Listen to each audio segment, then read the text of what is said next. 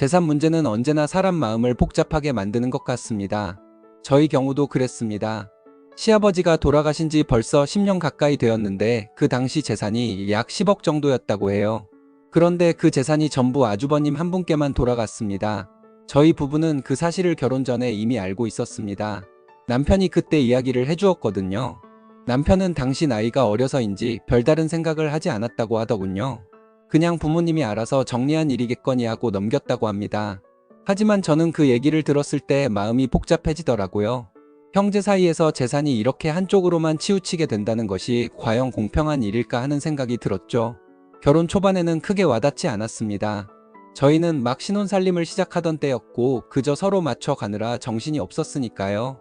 아이도 생기지 않았던 시기라 돈에 대한 부담이 덜했고 아직 젊으니 앞으로 벌어서 살면 되겠지 하는 마음이 컸습니다. 그런데 세월이 흐르면서 경제적 상황은 달라지기 마련이더군요. 아이가 태어나고 집을 마련하고 생활비와 교육비를 감당하다 보니 자연스럽게 재산 이야기가 다시 떠올랐습니다.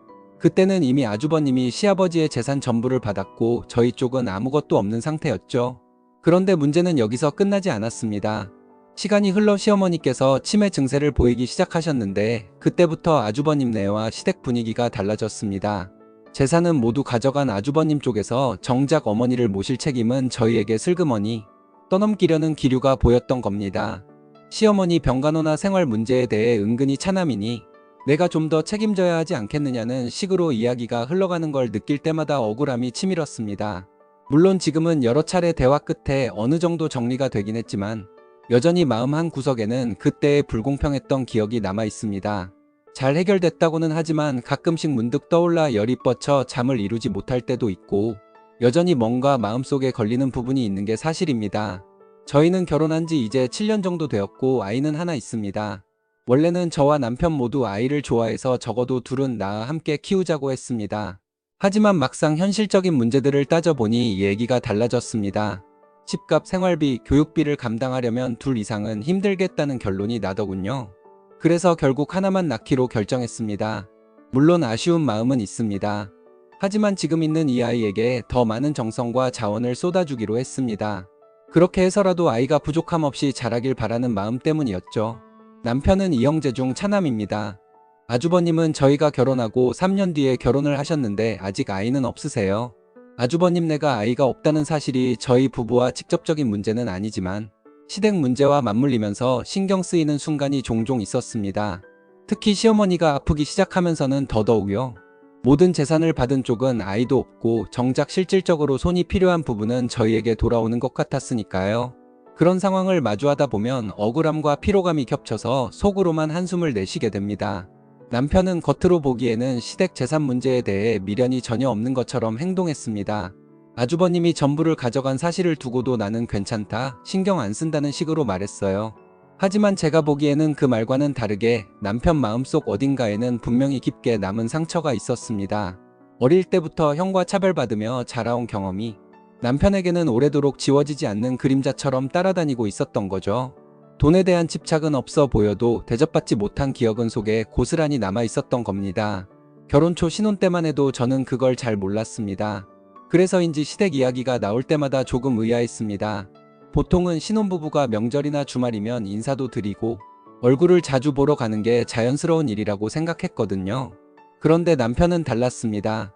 제가 우리 이번 주말엔 시댁에 들렀다 오자라고 조심스레 말을 꺼내면 그는 단호하고 차갑게 대답했습니다. 가서 뭐해? 괜히 시간 낭비하지. 이런 식이었어요. 제가 보기엔 너무 냉정해 보여 처음에는 적응이 잘 안 되더군요. 시어머니는 홀로 계시고 아주버님은 그 당시 아직 미혼이었으니 가끔이라도 찾아뵈면 분명히 기뻐하시지 않을까 싶었는데 남편은 별다른 반응조차 보이지 않았습니다. 시간이 지나면서 그 이유를 조금씩 알게 되었어요. 남편은 그냥 가족에게 무심한 사람이 아니었습니다. 속사정을 들여다보니 그 안엔 오래 쌓여온 아픔이 있더군요. 어렸을 때부터 형과 늘 비교당하고 차별받던 기억, 부모님의 눈길이 형에게 더 향했던 기억이 남편 마음에 깊게 새겨져 있었던 겁니다. 재산 문제까지 겹쳐서 결국 모든 걸 형에게 몰아주는 걸 지켜봤을 때 동생으로서 느낀 허탈감과 상실감은 이루 말할 수 없었을 겁니다. 겉으로는 담담해 보여도 그때 남편의 마음은 분명히 얼어붙어 있었을 거예요. 저는 그 사실을 나중에야 이해하게 되었습니다. 남편이 왜 시댁을 피하려 했는지, 왜 부모 형제에게 무심하게 보였는지 그제야 알게 된 겁니다. 재산 하나 받지 못한 것도 서러운데 형은 오히려 남편 앞에서 당당히 돈 자랑을 늘어놓았습니다. 내가 얼마를 벌었네, 이 집은 얼마에 샀네 하면서 말이죠. 형 입장에선 별 의미 없는 대화였을지 몰라도 차별받아온 차남에게는 그 모든 말이 칼처럼 꽂혔을 겁니다. 그런 형과 부모를 대하는 일이 남편에게 얼마나 괴롭고 힘들었을까요? 그런 사정을 모르고 저는 신혼 초반에 시댁에 더 잘해야 한다는 생각을 하고 있었으니 지금 생각하면 참 부끄럽습니다. 시댁 어른께 잘하는 것이 당연하다 믿었지만 정작 제 남편은 그 과정 하나하나가 또 다른 상처로 다가오고 있었던 거죠. 처음에는 제가 남편의 마음을 전혀 몰랐습니다. 그저 평범한 며느리의 입장에서 시댁에도 잘해야 하지 않겠냐, 가끔은 챙겨야 하는 것 아니냐 하며 이것저것 챙기려 했습니다. 제 눈에는 홀로 계신 시어머니가 안쓰럽게도 보였고 아직 미혼인 아주버님도 있기에 서로서로 오가며 정을 나누는 게 맞지 않을까 생각했거든요. 하지만 남편은 제 말에 단호하게 선을 그었습니다. 내가 그렇게 나오면 내가 힘들다. 그러니 그냥 내가 알아서 할 테니 우리는 처가에만 집중하고 살자. 그렇게 간단히 그러나 단단하게 말을 했습니다. 순간 저도 의아했지만 그 말투 속에 담긴 묘한 무게감 때문에 더는 캐묻지 못했습니다. 남편이 더 이상 설명하고 싶지 않다는 기운이 느껴졌거든요. 그래서 저는 그 말을 듣고 잠시 멍해졌습니다. 어떻게 아들이 부모님께 이렇게까지 거리를 두려 할까 싶다가도 동시에 뭔가 짠한 마음이 들었습니다. 평소 무뚝뚝한 사람이 저런 말을 할 땐 그 뒤에 긴 사연이 숨어 있다는 걸 느낄 수 있었거든요. 차마 왜? 라고 되묻지 못했습니다. 괜히 더 물었다가는 남편이 마음 아파할 것 같았기 때문입니다. 입술 끝까지 올라왔다가 삼켜버린 질문들이 많았지만 차라리 모른 척 넘어가는 것이 그에게 덜 힘든 길일지도 모른다는 생각이 들었죠. 시간이 지나면서 조금씩 상황이 눈에 들어오기 시작했습니다. 이 집안은 장남과 차남을 대하는 태도 자체가 다르더군요. 그 차별이 그냥 가벼운 정도가 아니라 해도 너무할 만큼 뚜렷했습니다. 부모님은 늘 장남에게 집중했고 그가 잘 살아야 동생도 덩달아 잘 산다는 시기, 낡은 사고방식을 당연하다는 듯 갖고 계셨습니다. 지금 세상에는 맞지 않는 아주 옛날식의 관념이 여전히 그 집안에선 지배하고 있었던 겁니다. 아주버님은 뭘 해도 늘 잘했다라는 칭찬을 들었습니다. 사업을 크게 벌였다가 망쳐도 괜찮다, 그래도 도전해본 게 어디냐라는 격려가 돌아갔고 손해가 나도 부모님은 아낌없이 재산을 내주며 도와주었습니다. 반면 남편은 늘 정반대였습니다. 형에게 잘해야 한다, 형 도와야 한다, 너는 형보다 한 발 물러서야 한다, 너는 스스로 알아서 해라, 이런 말이 끊임없이 이어졌다고 합니다. 듣는 것만으로도 마음이 답답했는데 정작 그 속에서 살아온 남편은 얼마나 지쳤을까요? 결국 아주버님은 무엇을 해도 부모에게 인정받는 위치에 있었으니 점점 태도가 달라질 수밖에 없었습니다. 노력하지 않아도 인정받고 실수해도 감싸주고 잘못을 해도 괜찮다는 말을 들으니 스스로도 당연하게 생각하게 된 겁니다. 시간이 지날수록 형이라는 사람은 점점 남을 배려하지 않는 태도로 변했고 심지어 동생인 남편을 집에서 키우는 애완동물쯤으로 여기는 듯한 기류까지 풍겼습니다.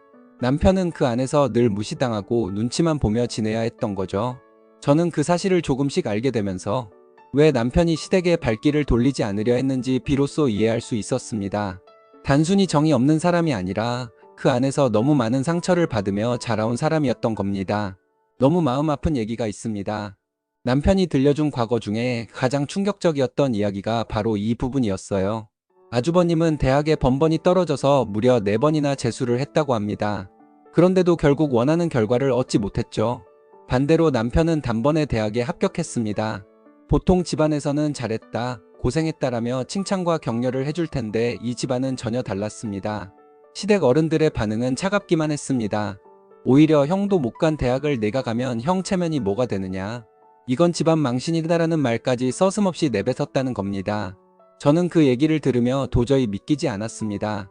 자식이 대학에 합격하면 기뻐해주고 축하해주는 게 당연한데 이 집안에서는 기쁨보다 형의 체면을 먼저 생각했던 겁니다. 남편은 그때 처음으로 가족에게 그래도 지원은 조금 필요하다고 말했다고 합니다. 그런데 돌아온 대답은 더 가혹했습니다. 갈 거면 내 힘으로 알아서 다녀라. 우리는 지원 못한다. 남편은 그 순간 큰 충격을 받았지만 오히려 혼자 힘으로 버텨내겠다는 결심을 하게 되었다고 했습니다. 부모의 지원을 받는 형과 달리 자신은 스스로 길을 개척하겠다는 다짐을 그때 굳혔던 거죠. 하지만 그 과정에서 또 다른 상처가 남았습니다. 가족들에게 대학 합격 사실을 알리고 난 그날 아주버님은 남편이 가장 아끼던 물건들을 망가뜨렸다고 했습니다. 남편이 늘 곁에 두고 연습하던 기타를 산산조각 내버리고 옷가지들을 일부러 찢어 놓았다는 겁니다. 이유는 단 하나, 동생이 자신보다 잘 되는 게 꼴 보기 싫어서였다고 합니다. 저는 그 얘기를 들으며 할 말을 잃었습니다. 어떻게 형이라는 사람이 동생의 성취를 축하해주기는커녕 질투와 분노 때문에 가장 소중한 물건까지 부셔버릴 수 있을까요? 남편은 그날 이후 형을 더 이상 가족처럼 여기지 않게 되었다고 했습니다. 시댁에서 정말로 지원을 해주지 않았기 때문에 남편은 학업을 이어가기 위해 직접 돈을 벌어야 했습니다. 건설 현장에서 땀 흘리며 일하기도 했고 고깃집에서 불판을 닦으며 밤늦게까지 서 있기도 했습니다. 그렇게 돈이 조금이라도 더 되는 힘든 아르바이트를 전전하면서 학비와 생활비를 마련했다고 했습니다. 일과 학업을 동시에 병행하는 건 정말 쉽지 않은 일이었을 겁니다. 남편은 결국 몸과 마음이 지쳐서 2번이나 휴학을 했다고 합니다. 그 기간 동안에도 포기하지 않고 다시 학교로 돌아와 끝내 졸업장을 손에 쥔 건 그의 끈기와 성실함을 보여주는 대목이었습니다. 그 고생을 하면서 남편은 자연스레 가족에 대한 미련을 접게 되었다고 합니다. 부모와 형으로부터 기대나 보살핌을 바라는 마음을 완전히 버리고 오직 자신만 믿고 살아야 한다는 생각으로 악착같이 버텼다고 했습니다. 그렇게 쌓아 올린 노력 끝에 결국 좋은 직장에 취직했고 혼자 묵묵히 살아가던 중에 저를 만나게 되었습니다. 우리는 빠르게 가까워졌고 1년 만에 결혼을 했습니다. 지금까지 큰 다툼 없이 잘 살아온 것도 아마 남편이 과거의 아픔 속에서 배운 인내심과 책임감 덕분일 거라 생각합니다. 결혼 전에 남편의 과거 이야기를 들으면서 저는 정말 많이 울었습니다. 단순히 눈물이 나는 정도가 아니라 숨이 막혀서 가슴이 답답하고 제대로 호흡조차 하기 힘들 정도였어요. 남편이 들려주는 이야기 하나하나가 제겐 너무 충격적이었고 마음이 찢어지는 것 같았습니다. 오빠처럼 착하고 성실한 사람이 왜 그런 일을 겪어야 했을까 하는 생각이 머리를 떠나지 않았습니다.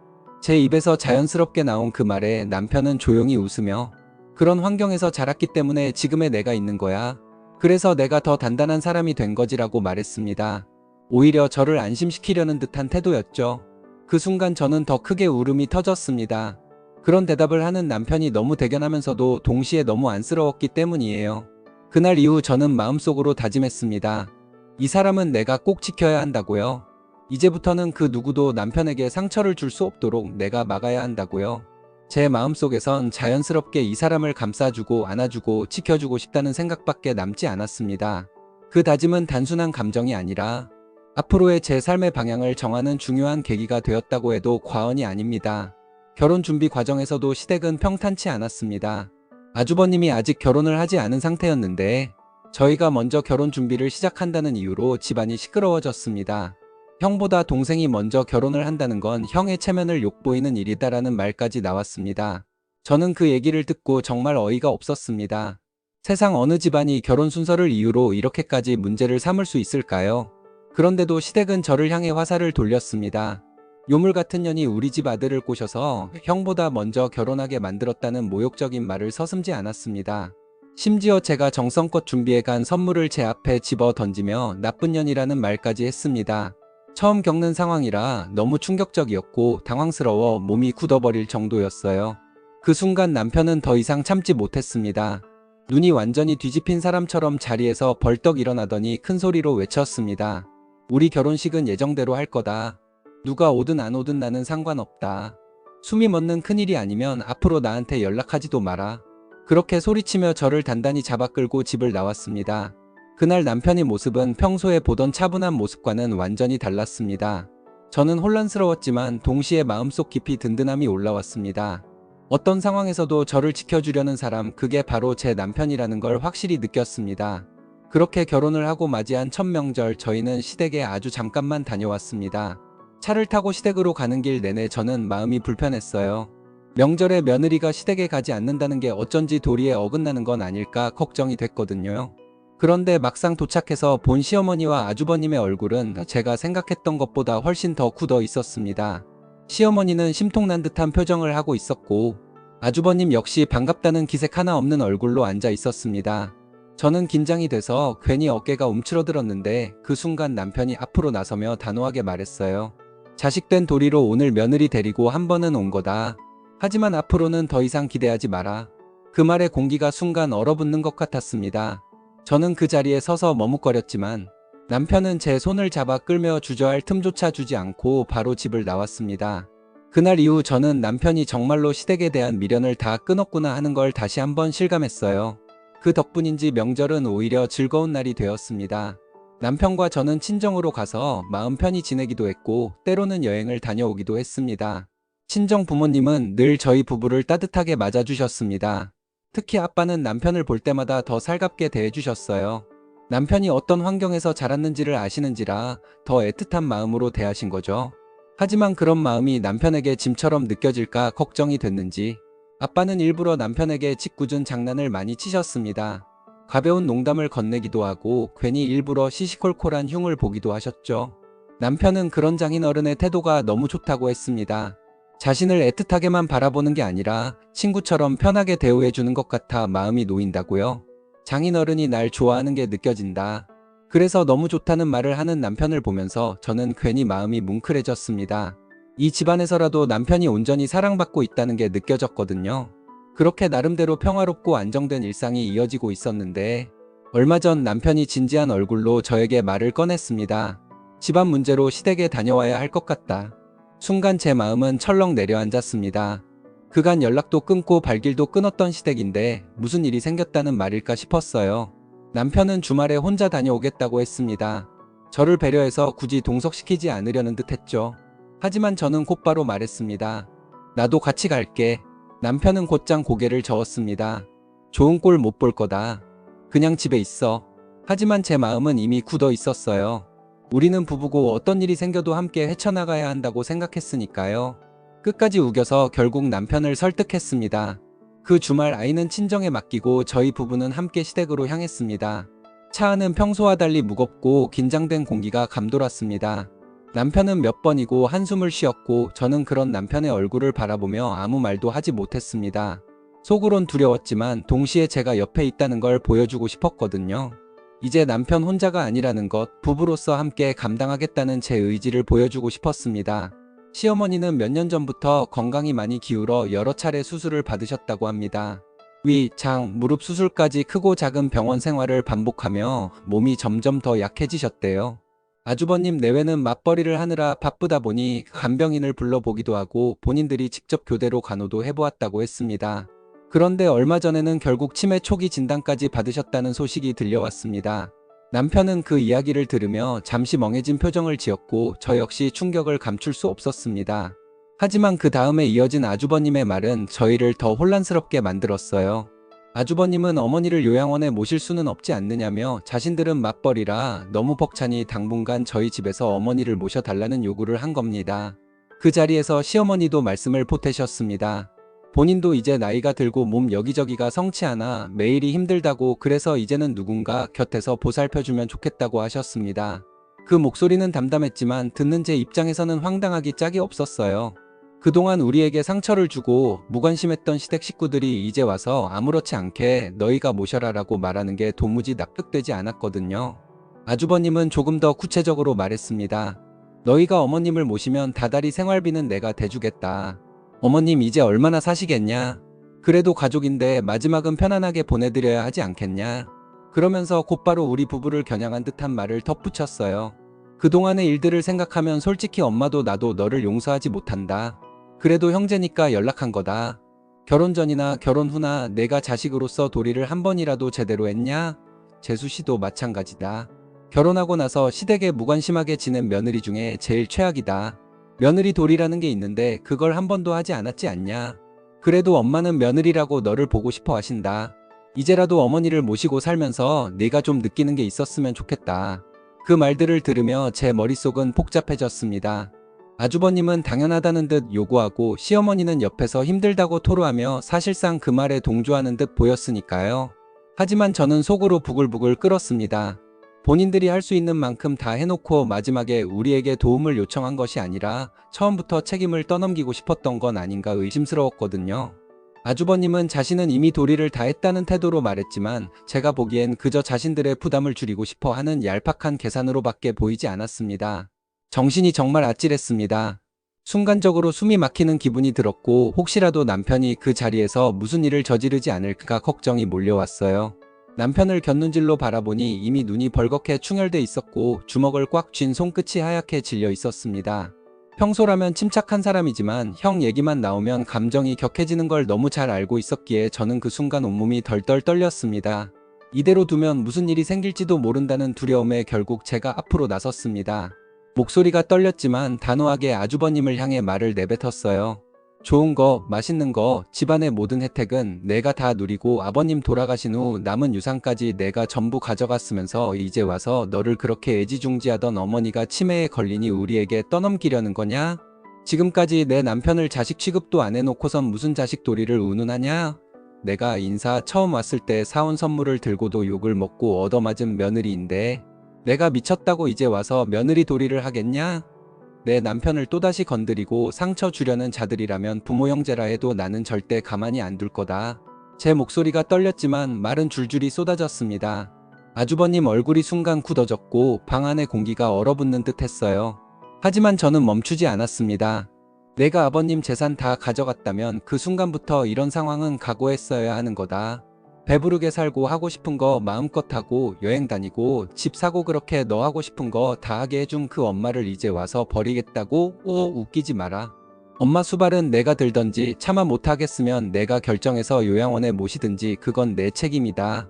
우리 남편이 평생 당한 차별과 모멸을 생각한다면 우리한테 그걸 요구할 자격조차 없다. 그러고 나서 시어머니를 향해 고개를 돌렸습니다. 시어머니는 잠시 눈을 피하셨지만 저는 끝까지 제 말을 이어갔습니다. 어머님, 제 남편이 겪어온 매친한은 제가 평생 옆에서 풀어줄 겁니다.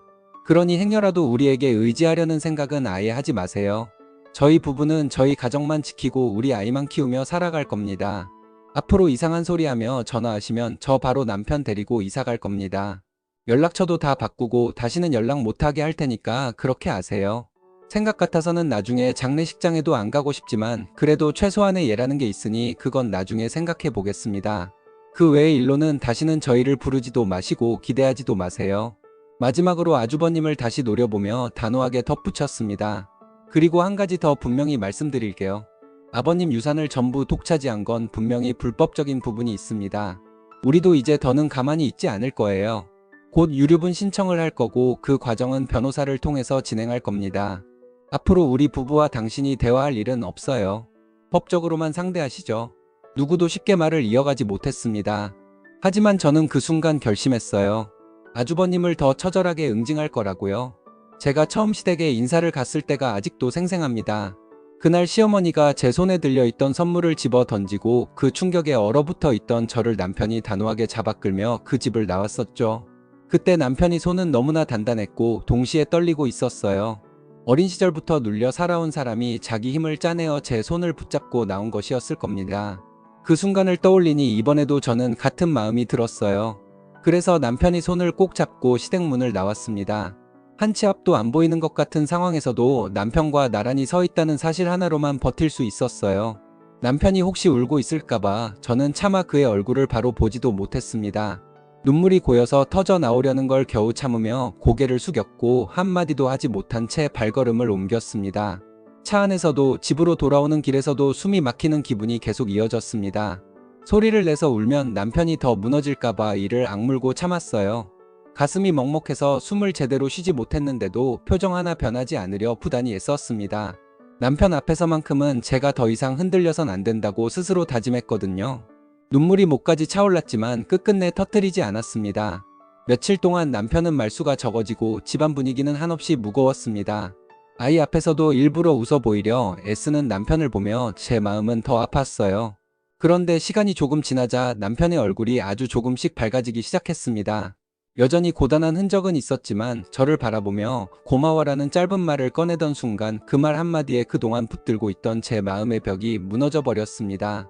저는 결국 참지 못하고 그 자리에서 터져버렸습니다. 그동안 쌓였던 울음이 한꺼번에 터져 나와 소리소리 지르며 엉엉 울었어요. 남편은 말없이 저를 안아주었고 그 품 안에서 저는 숨죽여 울던 어린아이처럼 목이 메어 울부짖었습니다. 그러면서도 울음 사이사이에 제 마음을 다 털어놓았어요. 내 남편은 내가 지킬 거야. 오빠가 힘들게 살아온 세월 내가 다 보상해 줄 테니까 이제 나만 믿어. 우리에겐 아이가 있고 나와 친정 식구들이 있어. 그러니 우리는 앞으로 행복하게 살면 돼. 그날 저는 끝내 남편 얼굴을 똑바로 보지 못했습니다. 혹시나 남편 눈에 눈물이 맺혀 있을까봐 그 모습을 보는 게 제겐 너무 고통스러울 것 같았거든요. 대신 저는 스스로 다짐했습니다. 다시는 시댁에 끌려다니지 않겠다. 필요하다면 내가 앞장서서 싸우겠다. 내 남편은 절대 나약한 사람이 아니다. 고생한 만큼 단단해진 사람이다. 하지만 시어머니와 아주버님 앞에서는 어린 시절부터 눌려 살던 기억 때문에 강하게 대응하지 못하는 것뿐이다. 그러니 그 자리에선 내가 목소리를 내겠다. 내가 나쁜 며느리로 욕을 먹더라도 내 남편 대신 모든 걸 감당하겠다. 남편을 위해서라면, 그리고 우리 가정을 지키기 위해서라면 저는 기꺼이 나쁜 년이 될 수 있었고 앞으로도 그럴 수 있을 것 같습니다.